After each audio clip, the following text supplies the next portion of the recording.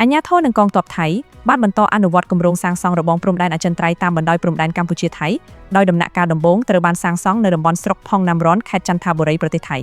បើតាមការបញ្ជាក់របស់ភាគីថៃរបងនេះត្រូវបានសាងសង់ឡើងក្នុងគោលបំណងពង្រឹងសន្តិសុខនិងទប់ស្កាត់ការឆ្លងដែនដោយខុសច្បាប់របាយការណ៍បានឲ្យដឹងថាដំណាក់កាលទី1មានប្រវែងប្រមាណ 1.3 គីឡូម៉ែត្រដោយប្រើបន្ទះបេតុងពង្រឹងសំណាញ់ដែកនិងលូសបន្លាហើយថៃគ្រោងពង្រីកការសាងសង់បន្ថែមនៅតំបន់ផ្សេងទៀតតាមបណ្ដោយព្រំដែន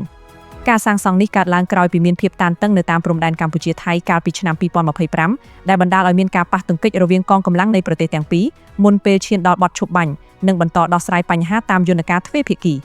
ជុំវិញបញ្ហានេះរាជរដ្ឋាភិបាលកម្ពុជាបានបន្តដាក់កំណត់ទូតតវ៉ាទៅកាន់ភាគីថៃដោយអះអាងថាការសាងសង់របងការដាក់លូសបន្លានិងសកម្មភាពផ្សេងៗនៅតាមតំបន់ព្រំដែនដែលធ្វើឡើងដោយគ្មានការឯកភាពពីភាគីទាំងពីរគឺជាសកម្មភាពឯកតោភាគីដែលផ្ទុយនឹងស្មារតីនៃអនុសារណៈយោគយល់ MOU ឆ្នាំ2000ស្ដីពីការវាស់វែងនិងកំណត់ព្រំដែន